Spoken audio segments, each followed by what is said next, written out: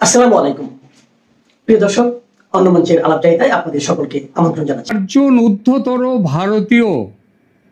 ঊর্ধ্বতন ভারতীয় গোয়েন্দা কর্মকর্তা গতকাল রবিবার ৯ আগস্ট দুপুর 2:56 এয়ার ইন্ডিয়ার বিমানে ঢাকা পৌঁছেছেন।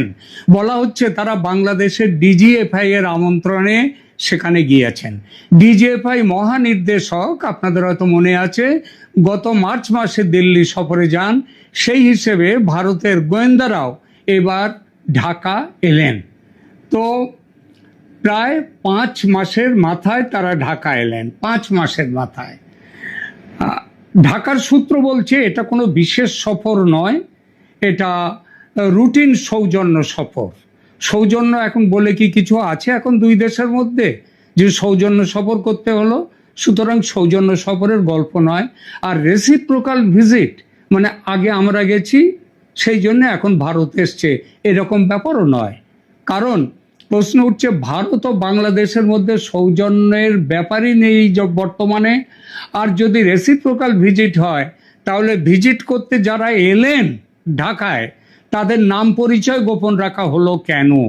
কেন ভারতের মিলিটারি ইন্টেলিজেন্স কর্মকর্তাদের সঙ্গে ভারতের রিসার্চ অ্যান্ড অ্যানালিসিস উইং, যেটাকে নাম সহজ কথায় নাম সেই রয়ের গোয়েন্দারা এই সফরে আছেন কেন?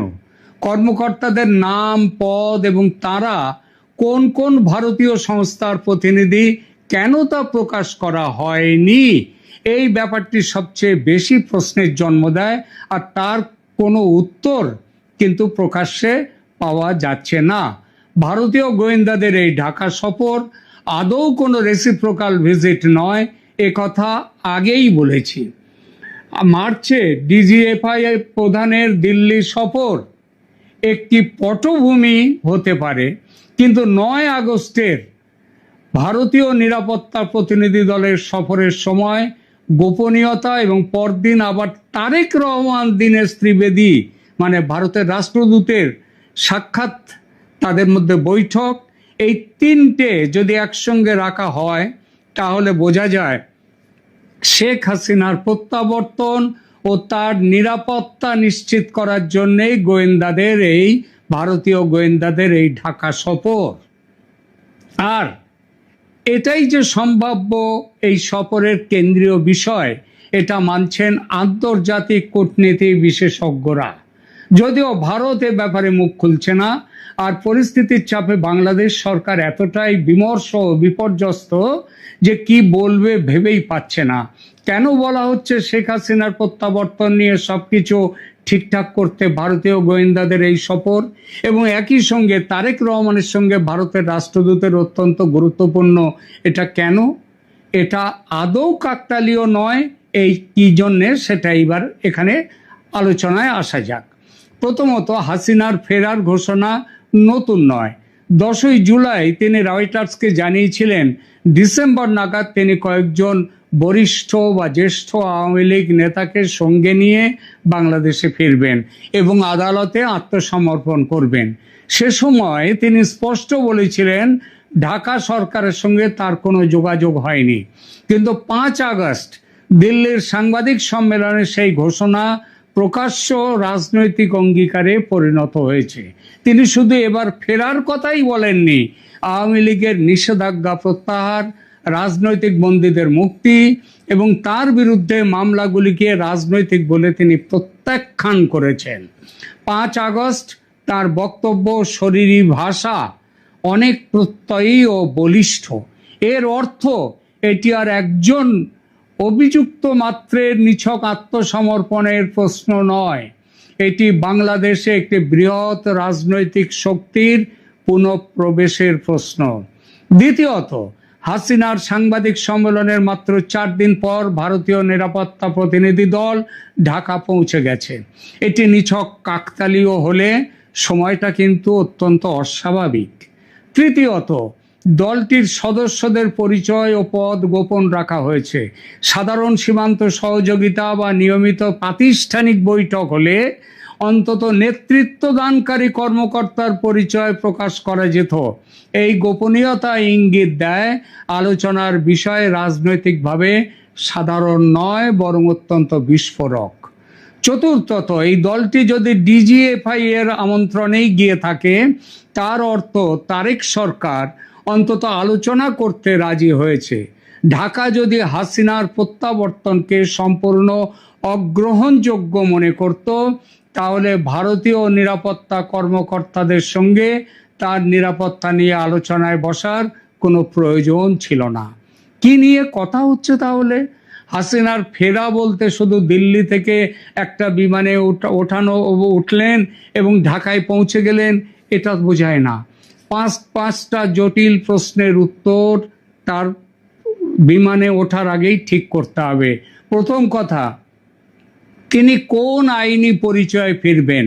স্বেচ্ছায় আত্মসমর্পণকারী অভিযুক্ত হিসেবে, ভারতের হাতে প্রত্যর্পিত ব্যক্তি হিসেবে, নাকি রাজনৈতিক সমঝোতার অধীনে প্রত্যাবর্তনকারী প্রাক্তন প্রধানমন্ত্রী হিসেবে তিনি ফিরবেন?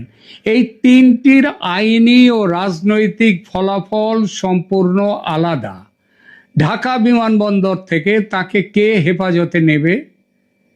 বাংলাদেশ পুলিশ, বিশেষ নিরাপত্তা বাহিনী, সেনাবাহিনী, না কোনো যৌথভাবে নির্ধারিত ইউনিট? ভারতের কাছে এটা কিন্তু সবচেয়ে গুরুত্বপূর্ণ তাৎক্ষণিক প্রশ্ন। কে তার হেফাজত নেবে? তাকে কোথায় রাখা হবে এটাও আর একটা বড় ব্যাপার। সাধারণ কারাগারে, বিশেষ সুরক্ষিত কারাগার, সামরিক নিয়ন্ত্রিত স্থাপনা যেমন ক্যান্টনমেন্টে, হাসপাতাল, না গৃহবন্দিত্ব? প্রতিটি বিকল্পের নিরাপত্তা ও রাজনৈতিক অর্থ আলাদা আলাদা। এরপর আদালতে হাজিরা ও মৃত্যুদণ্ডের কি হবে? হাসিনা মৃত্যুদণ্ডের মুখোমুখি।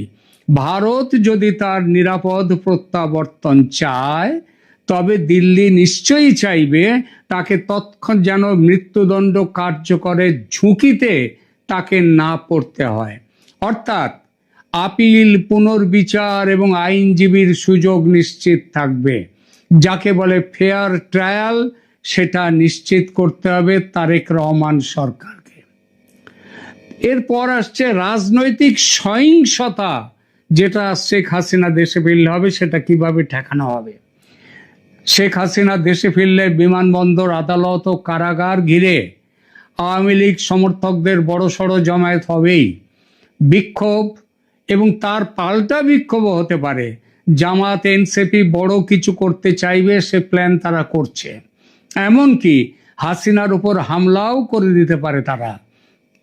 তাকে বহনকারী গাড়ি বহরে আক্রমণ হতে পারে, কিংবা বন্দি দশায় তার ক্ষতির চেষ্টা হতে পারে। তেমন ঘটলে ঘটনা বাংলাদেশকে ভয়াবহ অস্থিরতার মধ্যে ঠেলে দেবে। অর্থাৎ ভারতীয় কর্মকর্তারা শুধু একজন ব্যক্তির দেহ রক্ষার ব্যবস্থা নিয়ে আলোচনা করছেন না, তারা রিটার্ন প্রোটোকল, যাত্রাপথ, হস্তান্তর, হেফাজত, আদালত, বাসস্থান, চিকিৎসা, যোগাযোগ এবং জনসমাবেশ নিয়ন্ত্রণ, এই সমস্ত নিরাপত্তা কাঠামো নিয়ে কথা বলতে ভারতীয় গোয়েন্দারা গেছেন ঢাকায়। নয়াদিল্লির সাউথ ব্লকে আর একটি প্রশ্ন খুব ঘুরপাক খাচ্ছে এখন, সেটা হলো ভারতীয় নিরাপত্তা কর্মী তারা কি হাসিনার সঙ্গে ঢাকায় যেতে পারেন? তাত্ত্বিকভাবে নিশ্চয়ই যেতে পারে।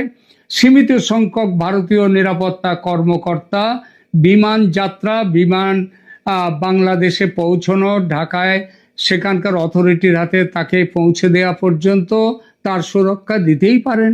কিন্তু বাংলাদেশের ভূখণ্ডে তারা স্বাধীনভাবে সশস্ত্র নিরাপত্তা পরিচালনা করতে পারবেন না, করতে পারেন না। তার জন্য তারেক সরকারের স্পষ্ট অনুমতি এবং লিখিত কার্যবিধি প্রয়োজন, আর সেই ব্যাপারেও কথা বলতে এরা গেছেন। সুতরাং ভারতীয় কমান্ডো বাংলাদেশে নেমে হাসিনাকে নিরাপত্তা দেবে, এমন দাবি এই মুহূর্তে করা ঠিক হবে না। তবে জানা যাচ্ছে তারেক সরকারের অনুমতি নিয়ে ভারতীয় কমান্ডোরা যাতে শেখ হাসিনার সঙ্গে থাকতে পারে সে ব্যাপারে আলোচনা করবেন ভারতের যে গোয়েন্দারা গেছেন তারা, এবং তাদের ফিডব্যাক নিয়ে তারেক রহমানের সঙ্গে এ ব্যাপারে কথা বলবেন ভারতীয় রাষ্ট্রদূত। এই কথা প্রথমে ডিজিএফআই স্তরে হবে, পরে তারেক রহমান ও দীনেশ ত্রিবেদীর মধ্যে আলোচনায় এই প্রসঙ্গ আসবে। সব মিলিয়ে ভারতের চাহিদাগুলো তাহলে কি? বাংলাদেশের একটি পরীক্ষিত বিশেষ ইউনিট তাকে গ্রহণ করবে। ভারতীয় লিয়াজো অফিসার্স তার নিরাপত্তা ব্যবস্থা পর্যবেক্ষণ করবেন। হাসিনার অবস্থান ও চিকিৎসা সম্পর্কে দিল্লিকে নিয়মিত তথ্য দেওয়া হবে। তার প্রাণহানি বা বেআইনি আচরণ না হওয়ার নিশ্চয়তা ঢাকাকে লিখিতভাবে দিতে হবে এবং তারেকের সামনে এসব মেনে নেওয়া ছাড়া পথ নেই। কারণ আমেরিকা ও ভারত যৌথভাবেই শেখ হাসিনার ফিরে যাওয়ার ব্যাপারটা দেখছেন। আমেরিকার আমেরিকার মত নিয়েই ভারত এই ব্যাপারগুলো তৈরি করেছে। সেটা ভালোভাবে বুঝিয়ে দিয়ে গেছেন বাংলাদেশকে সার্জিও গোর মাত্র কদিন আগে। ক্ষমতা গ্রহণের পরে ভারত তারেক রহমানকে সহযোগিতার সুযোগ দিয়েছিল, কিন্তু তিনি চীন ও পাকিস্তানের সঙ্গে দ্রুত সম্পর্ক বাড়িয়ে দিল্লিকে দূরে রেখেছিলেন। সম্ভবত তার হিসাব ছিল ভারত শেষ পর্যন্ত নতুন রাজনৈতিক বাস্তবতা মেনে নেবে এবং হাসিনা প্রশ্নে পিছিয়ে আসবে। কিন্তু ঘটনা প্রবাহ উল্টো দিকে গেছে। ভারত হাসিনাকে প্রত্যর্পণ করেনি, তাকে দিল্লিতে প্রকাশ্যে সাংবাদিকদের সঙ্গে কথা বলতেও বাধা দেয়নি, যদিও বাংলাদেশ তার যথেষ্ট চেষ্টা করেছিল। এরপর হাসিনা দেশে ফেরার ঘোষণা করেছেন। ফলে তারেক সরকারের সামনে এখন একটি কঠিন বাস্তবতা, ভারতকে দূরে রেখে চীন ও পাকিস্তানের দিকে ঝুঁকে পড়লেও বাংলাদেশের সবচেয়ে বিস্ফোরক রাজনৈতিক প্রশ্নটির চাবিকাঠি এখন অনেকাংশে দিল্লির হাতে চলে গেছে। এই কারণেই আগে যে দীনেশ ত্রিবেদীর সঙ্গে সাক্ষাতে পিছিয়ে যাচ্ছিল তারেক সরকার, এখন সেই সাক্ষাৎ জরুরি হয়ে উঠেছে। তারেক রহমান এতদিনে বুঝেছেন ভারতকে উপেক্ষা করে হাসিনার প্রত্যাবর্তন ঠেকানো বা সেটা নিয়ন্ত্রণ করা দুটোর কোনোটাই সহজ নয়। দিল্লির সম্ভাব্য বার্তা আর কি হতে পারে? ভারত সম্ভবত সরাসরি বলছে না যে হাসিনাকে আবার প্রধানমন্ত্রী করুন, তবে এটা বলতেই পারে, কিন্তু এই মুহূর্তে বলছে না। বলতে পারে এই জন্যই যে হাসিনা পদত্যাগ করেননি এবং 24-এর যে 5ই আগস্টের পর থেকে বাংলাদেশে যা কিছু ঘটেছে সেটা পুরোপুরি অসাংবিধানিক। সুতরাং ভারতের বার্তা আরও এই মুহূর্তে বাস্তববাদী হবে। হাসিনা বাংলাদেশের নাগরিক, তার দেশে ফেরার অধিকার অস্বীকার কেউ করতে পারেন না। তাকে হত্যা, গুম বা অপমানজনক আচরণের ঝুঁকিতে ফেলা চলবে না। বিচার হলে তা স্বচ্ছ, আপিলযোগ্য এবং আন্তর্জাতিকভাবে গ্রহণযোগ্য হতে হবে। আওয়ামী লীগের লক্ষ লক্ষ সমর্থককে অনির্দিষ্টকাল রাজনৈতিক ব্যবস্থার বাইরে রাখা যাবে না। বাংলাদেশের মাটি ভারত বিরোধী শক্তি বা পাকিস্তানি জঙ্গি নেটওয়ার্কের জন্য আর ব্যবহার করা যাবে না, ভারতের কথায় স্পষ্ট বুঝিয়ে দিয়ে আসবে। এর বিনিময়ে ভারত তারেক সরকারকে অস্থিতিশীল করার পথে হাঁটবে না এই মুহূর্তে, এবং দ্বিপক্ষীয় সহযোগিতা পুনরায় বাড়াবার কথা ভারত মেনে নেবে। এখানেই গোয়েন্দা প্রতিনিধি দল এবং দীনেশ ত্রিবেদীর বৈঠক একই বৃহত্তর প্রক্রিয়ার দুটো অংশ হয়ে ওঠে। একই প্রক্রিয়ার গোয়েন্দারা নিরাপত্তার কাঠামো ও ঝুঁকি নির্ধারণ করছেন, হাই কমিশনার রাজনৈতিক সম্মতি আদায়ের চেষ্টা করছেন। তারেক সরকারের আসল ভয়টা কোথায়? তারেক সরকারের ভয় কেবল হাসিনার প্রত্যাবর্তন নয়, তার ভয় হাসিনা নিরাপদে ফিরলে সেটি আওয়ামী লীগের ব্যাপক পুনরুত্থানের সূচনা হয়ে উঠতে পারে। হাসিনা যদি বিমানবন্দরে নামেন, আদালতে আত্মসমর্পণ করেন এবং তার বিরুদ্ধে মামলাগুলি আন্তর্জাতিক নজরদারিতে আসে, তাহলে কয়েকটি প্রশ্ন সামনে চলে আসবে। আওয়ামী লীগের নিষেধাজ্ঞা কতদিন থাকবে? দ্বিতীয়ত, দলটি কি পরবর্তী নির্বাচনে অংশ নিতে পারবে? তৃতীয়ত, হাসিনার বিচার রাজনৈতিক প্রতিশোধ না বিশ্বাসযোগ্য বিচার? চতুর্থ, তারেক সরকারের ভারত নীতি কি বাংলাদেশকে অপ্রয়োজনীয়ভাবে বিচ্ছিন্ন করেছে? পঞ্চমত, সেনাবাহিনী ও প্রশাসনের ভেতরে কারা হাসিনার নিরাপত্তার নিশ্চয়তা দিতে প্রস্তুত।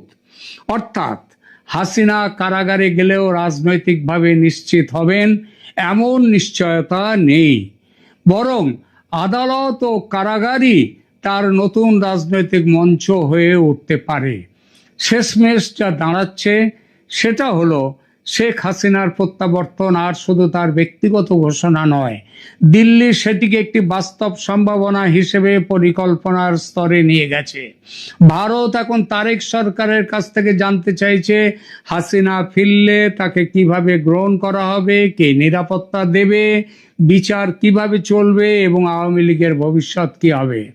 এবং অর্থাৎ বাংলাদেশে ভারতের ফুটপ্রিন্ট শুধু যে বড় হচ্ছে তা নয়, বাংলাদেশের রাজনৈতিক সমীকরণের কেন্দ্র আবার দিল্লির দিকে সরে যাচ্ছে। তারেক রহমান এতদিন ভারতের বাড়ানো হাত ধরেননি, এখন পরিস্থিতি তাকে ভারতের সঙ্গে বসতে বাধ্য করছে। তবে ভারত হাসিনাকে ক্ষমতায় বসিয়ে দিচ্ছে এ কথা বলার সময় এখনো আসেনি, ভারত সে কথা বলছেও না। আপাতত যা দেখা যাচ্ছে, ভারত তার নিরাপদ প্রত্যাবর্তনের শর্ত তৈরি করতে চাইছে, আর সেই প্রত্যাবর্তনের রাজনৈতিক অভিঘাত নিয়েই তারেক সরকার সবচেয়ে বেশি চিন্তিত। এর পরের ধাপে আছে দেশে নতুন করে নির্বাচনের প্রশ্ন।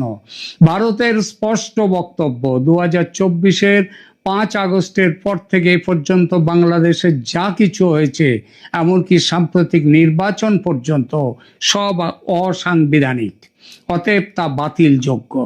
হয় শেখ হাসিনাকে প্রধানমন্ত্রীত্বে ফেরাও, নইলে নতুন নির্বাচনের ব্যবস্থা করো। এটা এর পরের ধাপে ভারত বলবে। খেলা জমে উঠেছে, নজর রাখুন ক্যালকাটা ডায়ালগস চ্যানেলে।